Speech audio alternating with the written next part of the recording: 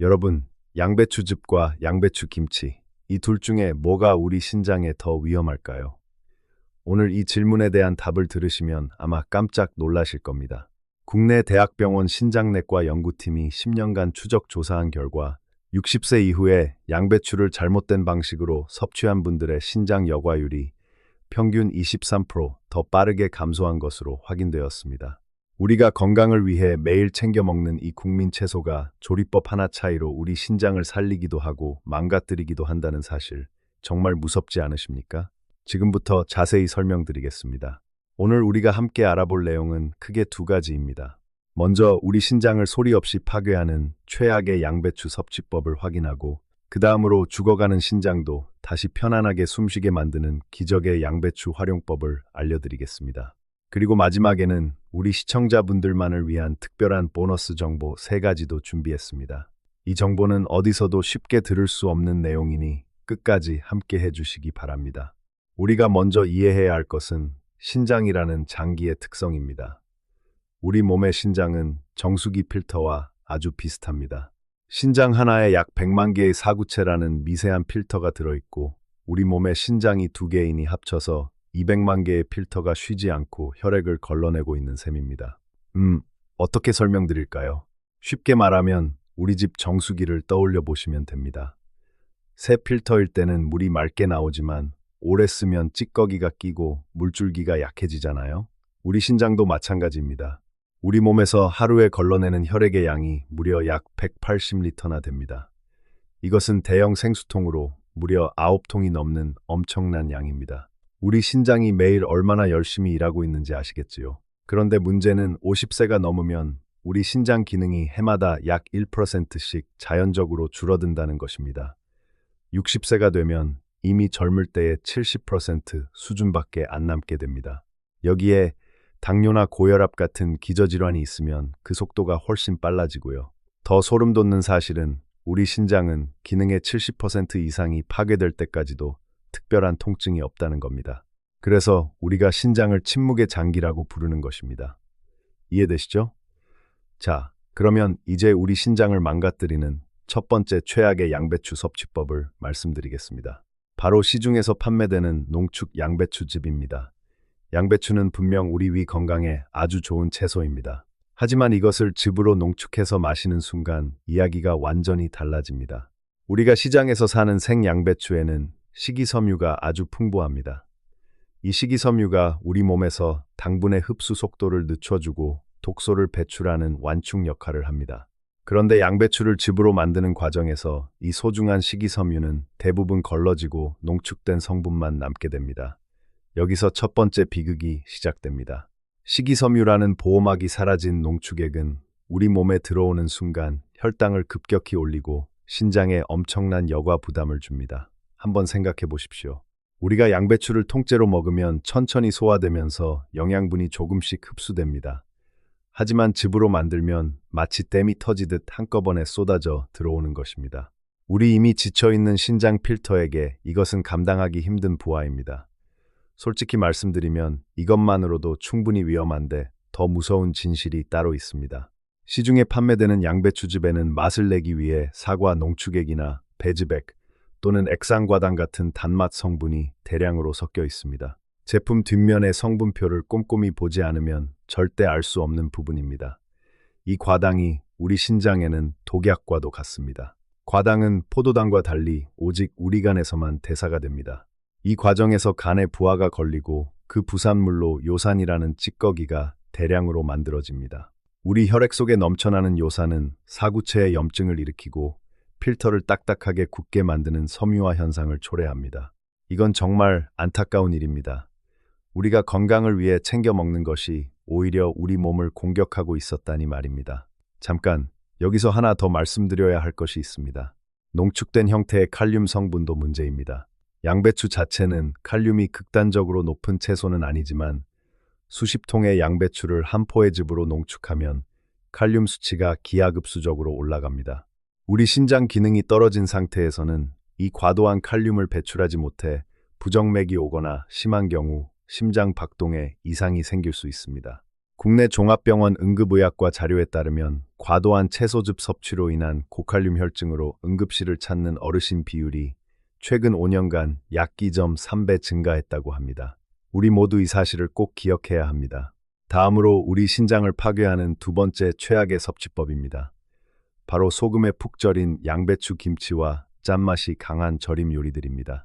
우리 한국 사람들은 예로부터 김치 없이는 밥을 못 먹는다는 말이 있을 정도로 절임 음식을 사랑해 왔습니다.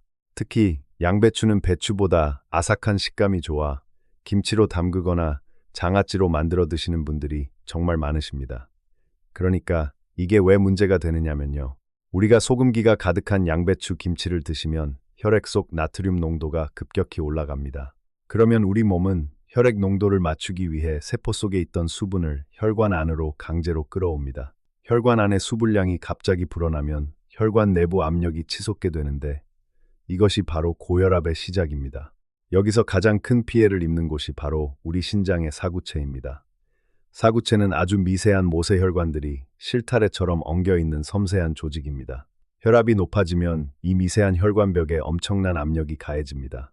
60세가 넘으면 우리의 이 필터들은 이미 얇아지고 탄력이 떨어져 있는 상태입니다.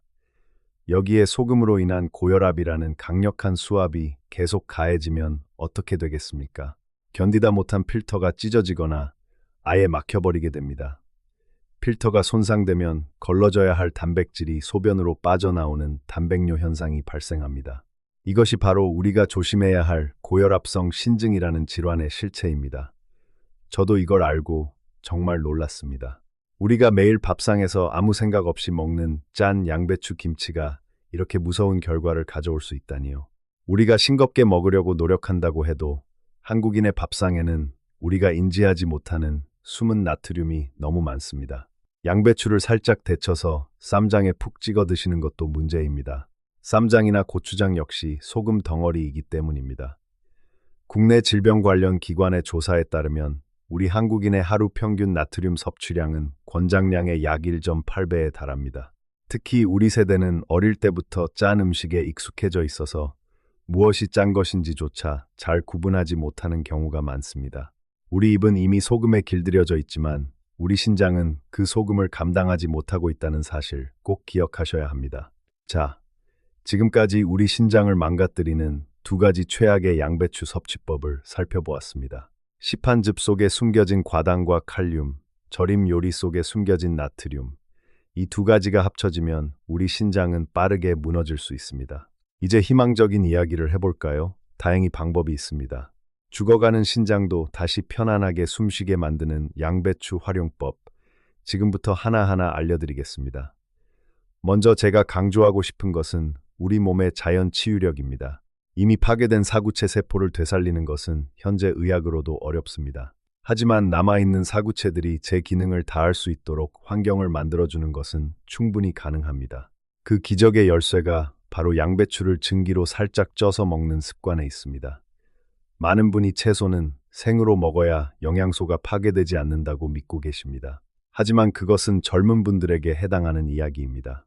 60세 이후에는 우리 몸의 소화 효소 분비가 줄어들고 위장관의 운동 능력이 떨어집니다. 생양배추의 거친 불용성 식이섬유는 우리 장에서 완전히 분해되지 못하고 부패하면서 가스를 만들어냅니다. 이 가스가 횡격막을 압박하고 혈액순환을 방해하며 결국 우리 신장으로 가는 혈류량에도 나쁜 영향을 끼칩니다. 여기서 기적과도 같은 해결책이 바로 증기조리법입니다. 근데 여기서 물에 삶는 것과 증기로 찌는 것은 완전히 다르다는 점을 꼭 말씀드려야겠습니다. 물에 삶으면 우리에게 필요한 좋은 영양소까지 물속으로 다 빠져나갑니다. 하지만 증기로 찌면 불필요한 칼륨만 적절히 줄이면서 좋은 성분은 그대로 보존할 수 있습니다. 방법은 아주 간단합니다. 양배추를 깨끗이 씻어 한 입 크기로 적당히 뜯은 다음 찜기에 넣고 물이 끓기 시작한 후 딱 3분에서 5분 정도만 짧게 쪄 보십시오. 우리 집에 찜기가 없으시면 냄비에 물을 조금 넣고 접시를 하나 올린 다음 그 위에 양배추를 얹어도 됩니다. 이렇게 하면 우리 신장에 부담을 줄 수 있는 수용성 칼륨과 옥살산 성분이 적절히 빠져나가면서도 신장 염증을 억제하는 강력한 항산화 물질인 설포라판의 활성도는 오히려 극대화됩니다. 설포라판은 우리 사구체 내부의 미세 혈관을 공격하는 활성 산소를 제거하고 혈관 내벽의 상처를 치유하여 단백뇨를 막아주는 아주 소중한 역할을 합니다. 찐 양배추를 드실 때 주의할 점이 하나 더 있습니다. 절대 소금이나 쌈장에 푹 찍어 드시지 마십시오. 대신 양질의 들기름이나 참기름 한 방울을 살짝 떨어뜨려 드시기 바랍니다. 양배추의 풍부한 비타민 K는 지용성 비타민이라 기름과 함께 섭취할 때 흡수율이 무려 8배 이상 올라갑니다. 비타민 K는 혈액 응고를 조절하고 혈관의 석회화를 막아 우리 신장으로 가는 혈액 통로를 깨끗하게 유지해줍니다. 두 번째, 기적의 방법입니다. 우리가 흔히 마시는 옥수수 수염차와 양배추의 조합입니다. 따뜻하게 찐 양배추가 사구체 내부의 미세한 상처를 치유한다면 따뜻한 옥수수 수염차는 그 과정에서 발생한 찌꺼기와 미세한 칼슘 성분들을 소변으로 배출하는 역할을 수행합니다. 옥수수 수염은 예로부터 부종을 가라앉히고 소변을 잘 나오게 하는 천연 이뇨제로 귀하게 대접받아 왔습니다. 하지만 여기서 잠깐 정말 중요한 주의사항을 말씀드려야 합니다. 이미 신장 질환이 깊어져서 사구체 여과율이 많이 떨어진 분들이라면 옥수수 수염차는 오히려 위험할 수 있습니다. 옥수수 수염에는 칼륨 성분이 풍부하기 때문입니다. 우리 신장 기능이 정상인 분들에게는 이 칼륨이 나트륨을 배출해주는 고마운 성분이지만 신장이 이미 제 기능을 잃은 분들은 이 과도한 칼륨을 걸러내지 못합니다. 그래서 반드시 우리 자신의 신장 상태를 정확히 파악한 후에 드셔야 합니다. 우리 신장 기능이 아직 괜찮은 분들은 아침 식사로 따뜻한 양배추찜을 드신 후 체온과 비슷한 온도의 미지근한 옥수수 수염차 한 잔을 천천히 마셔보십시오. 하루에 딱 한 잔이면 충분합니다. 우리 조상들이 말씀하신 과유불급이라는 말을 잊지 마십시오. 그리고 이미 우리 신장이 많이 지친 분들은 옥수수 수염차 대신 체온과 비슷한 미지근한 물을 자주 조금씩 나누어 마시는 것이 좋습니다. 우리 신장이 스스로 정화할 수 있는 시간을 벌어주는 것입니다. 차가운 물은 우리 신장 혈관을 수축시켜 여과 기능을 방해하지만 따뜻한 차는 신장 혈액 순환을 돕고 양배추의 치유 성분이 신장 구석구석까지 잘 전달되도록 도와줍니다. 자, 여기까지가 우리가 꼭 알아야 할 핵심 2가지였습니다. 이제 보너스로 하나 더 알려드리겠습니다. 이건 제가 특별히 우리 시청자분들을 위해 준비한 내용입니다.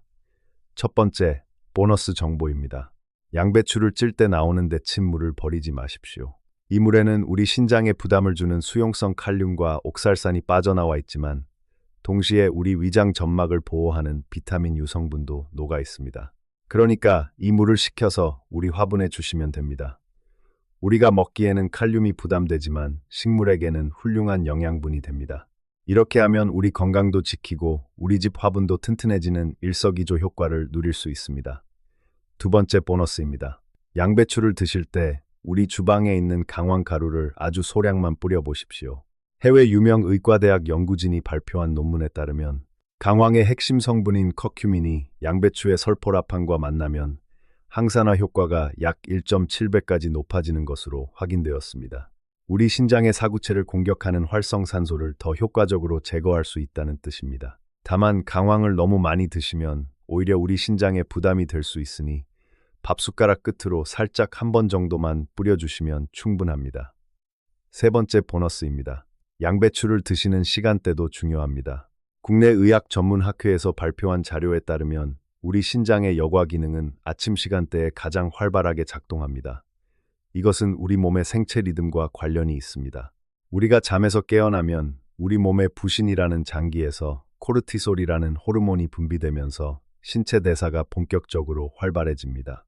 이때 우리 신장의 사구체도 가장 열심히 일을 시작합니다.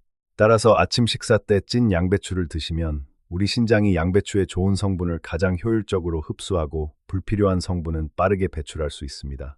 반대로 저녁 늦게나 자기 직전에 양배추를 드시면 우리 몸의 대사 속도가 느려져 있어 칼륨이 체내에 머무는 시간이 길어질 수 있습니다. 따라오고 계시죠? 그러니 우리 모두 양배추는 되도록 아침에 드시는 습관을 들이시기 바랍니다. 돈 한 푼 안 드는 방법입니다. 그저 드시는 시간만 바꾸면 되니까요. 자, 3가지만 기억하세요. 오늘 우리가 함께 긴 여정을 걸어왔는데요. 복잡하게 느끼실 필요 전혀 없습니다. 핵심을 정리해드리겠습니다. 첫째, 시판 양배추즙과 소금에 절인 양배추 요리는 우리 신장의 사구체 필터를 망가뜨리니 피하셔야 합니다. 둘째, 양배추는 3분에서 5분만 증기로 살짝 쪄서 들기름 한 방울과 함께 드시면 우리 신장을 보호하는 최고의 보약이 됩니다. 셋째, 우리 신장 상태에 맞게 옥수수 수염차를 활용하되 반드시 따뜻하게 아침에 드시는 것이 가장 좋습니다. 복잡할 것 없습니다. 우리 모두 내일 아침부터 이 세 가지만 실천해 봅시다. 여러분, 우리 조상들은 음식으로 고치지 못하는 병은 그 어떤 명약으로도 고칠 수 없다고 하셨습니다. 우리 신장은 소리 없이 우리 몸을 지켜주는 침묵의 수호자입니다. 우리가 정성을 다해 올바른 음식을 대접해 준다면 반드시 건강이라는 놀라운 보답을 해줍니다. 비싼 보약이나 정체 모를 영양제보다 더 중요한 것은 매일 아침 우리 식탁에 오르는 따뜻한 양배추 한 접시입니다. 우리 모두의 사구체가 편안하게 숨쉬는 그날까지 우리 함께 건강한 식탁을 만들어 나갑시다. 오늘 영상이 도움이 되셨다면 좋아요와 구독 부탁드립니다. 우리 주변에 신장 건강이 걱정되는 가족이나 이웃이 계시다면 이 영상을 함께 나누어 주시면 큰 힘이 됩니다. 건강 지키시고 행복하세요.